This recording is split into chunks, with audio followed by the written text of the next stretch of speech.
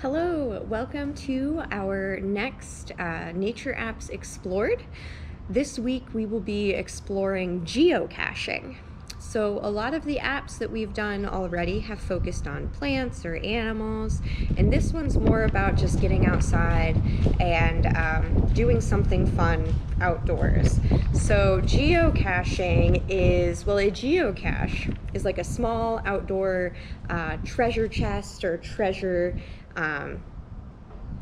that you can find using your GPS. So a geocache or a cache is something that you can find, and usually they're small containers that you can look inside. You can trade out items in that container, and then usually there's a log as well that you sign to. And geocaching can be, some caches are really challenging to find and some are simpler. They come in all shapes and sizes and all containers, so they can be really interesting. And geocaching has an app called Geocaching. There's also a website, geocaching.com, that has lots of information as well. And geocaching is popular all across the world. There are over 3 million caches across the world, and there are over 12 different types of caches, of geocaches. So it's a big variety of things that you can explore with geocaching, and we're going to focus on traditional caches today, which is the easiest thing to access through the geocaching app. Download the geocaching app. You do have to create an account that's linked with an email address with a password, and the app requires your location because the app helps you navigate to the caches, which means it needs to know where you are relative to those geocaches. So those are two things it does require. So this app should be used with adults. If you're 13 or under, you should be using it with adults, or at least with some supervision of some kind. And so when you create a geocaching account and you open the app for the first time, it will take you through a little bit of an introduction to the app and have you click on and look at one cache nearby, and then it kind of sets you free on your own. So I'm going to take you through some of the basics of geocaching, as well as kind of looking through what a geocache on the app looks like and what it is like to use the app to navigate to a cache. So I'm not actually going to take you to a cache today, but hopefully I will give you all of the information you need to do it on your own. So let's give that a try. All right, so once you get through the quick introduction that geocaching gives you, you'll be looking at a map like this. So the map is pretty detailed. It'll probably look a little bit more clear once you download the app on your own and check it out on your own device. But in a nutshell, it gives you the satellite map of your area. You are a little blue blinking dot that should show relatively close to where you actually are. And that, again, is using your location from your phone to tell you where you are, the GPS in your phone. And then you've also got all of these little bubbles all over the map that are either gray or green. So first we're going to click on a gray one just to get that out of the way. The gray one requires that you upgrade to see that one. So the free version of geocaching does give you a lot of caches to look at, but all the gray ones require that you pay and upgrade the app. So the charge for upgrading the app is $6 a month or $30 a year. And if you really like geocaching, maybe that would be worth it for you. But if you just want to check it out a few times, maybe look at it while you're traveling, see what's around you, then maybe not. Totally up to you. That's your choice. But we're going to focus on the ones that you can see with the free version of the app today. So if you look at the map, there's all these gray ones that you'd have to upgrade for, but then there's the green ones. So the green ones are the ones that you're able to access. So if you can check that out, there's a green one there, there. So there are quite a few gray ones, but there's also quite a few green ones too. And the green ones are traditional caches. Those are ones that we're gonna pretty much focus on. There are some pretty unique caches out there, but most of them are traditional. So let's click on a cache and see what it has to say. Let's choose one down here. So once you click on one, it'll pop up a little bit of information down at the bottom. It'll say Lost Pet Rock. So that's the name of the cache. And it gives you a little bit of information. So I'm gonna click on that and it'll take you to the page for that cache. So again, it shows you a little bit of the map up at the top, gives you navigate, log, how many people have chosen it as their favorite.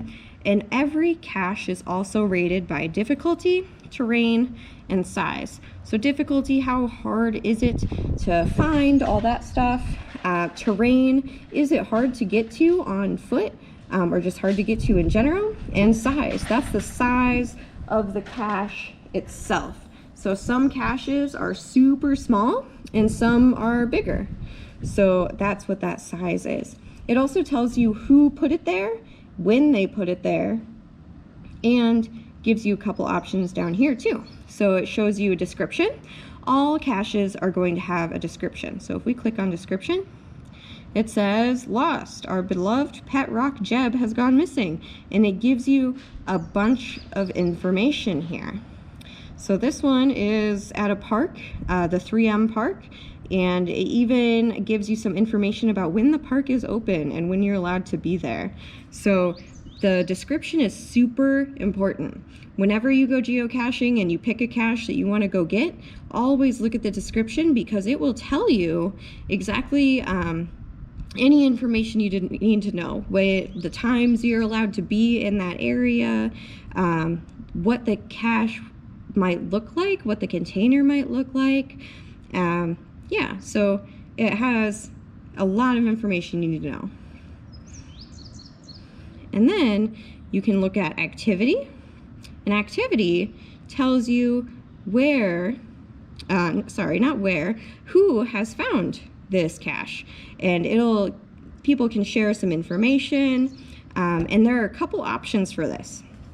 People can either, if they found it, it'll say found and the date, and then people can type whatever they'd like. There's some other things that could happen. So if we look back in May, apparently this cache disappeared. So this cache was disabled, and then it was fixed up and replaced. It was enabled about a month later.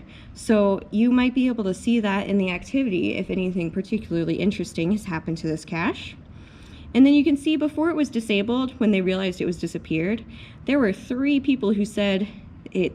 They said DNF, and there's a little sad face. DNF is did not find. There's also a lot of abbreviations in geocaching, and I will go over some of the more common ones later so that you might have a better idea of what you're reading. So you can check out the activity. People will give some information, or if something particularly interesting happened when they go find it, all that kind of things. So we'll go back to the page. And then the attributes tells you any important information that's not shared in the description. So, or some things that are shared in the description as well. So some caches you want to go find, maybe it's an area where you can't have dogs, or you can. So this one says dogs allowed. You can't get there 24/7. It shouldn't take very long to find it. It's easy to park there. It's kid friendly. So lots of different bits of information in the attributes too. So that's always a good one to check out. So whenever you choose a cache that you want to go look at, just scroll through all of this information. It shouldn't take very long, and it's really helpful once you actually get going on your way. Something else you might encounter is these icons up in the top here. So if we go from right to left, a circle with some dots in it, that one will let you add a cache to your list or share a cache. The middle one switches your view from a map view to a list view of caches, and we're going to check that out again in a second. And the one on the left is something that you only get access to if you upgrade to premium. So that one doesn't help me too much right now. But we're going to go to this list view. So you can check out caches that are nearby in list form, and it'll go from closest to farthest away. And if you might notice some caches like this that have similar names. So this one's called Picnic Point, Let's Go Fishing Series. This one's called A Long Cast From Here, Let's Go Fishing Series.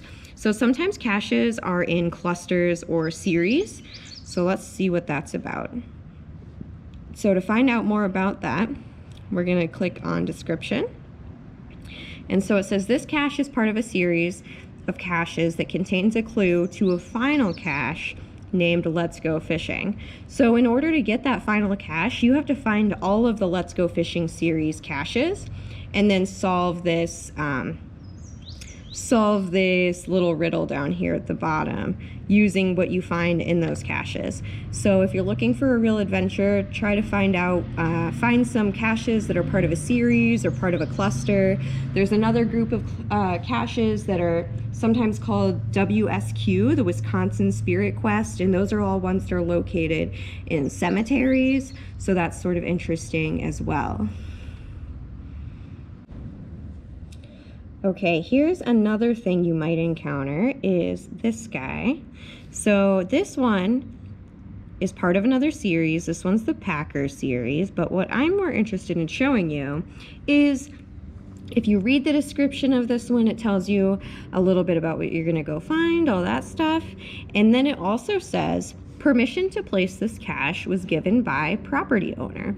So caches could be on public property like a city park, but they also could be on private property. So you really need to pay attention to where you're going and what you're doing, whether you're on public or private property, but especially if you're on private property. So if you're looking for a cache on private property, do your best to get in and out as fast as you can. Don't wander too much and be respectful of all property, public or private, but take special care when you know that you're on someone else's private property. Okay, so now that we've gone through a lot of the basics, we're gonna go through what it's like to actually navigate to a cache. What happens when you start doing that? So there's me, I'm the little blinking blue dot down here at the gardens, and I'm going to choose a cache nearby, which is this guy up here. It's called Back Road Number 3. So we're gonna see what this one is. First, you always wanna look at the description. So another cache on a back road. It's an easy park and grab. Bring your own pen. So that has some important information for me. I might need to bring my own pen, that's fine. And then I can check out the activity. Someone found it just a few days ago, so you gotta guess that it's probably there. And then I'll check the attributes too, just in case I want to know more about that. Dogs, bikes, motorcycles are allowed, and park and grab means it's really easy for you just to park, get out, find it, get it, and get back in your car. It's not too busy of an area. So if this is one that I've decided I want to go to, I would go ahead and just click navigate. So, and then it brings me to another view of the map, right?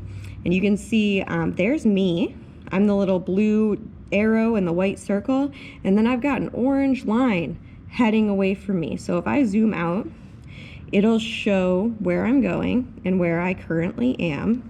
So unlike like Google Maps or any other mapping service, it's not going to give you the easiest way to get there. It's going to give you a straight line.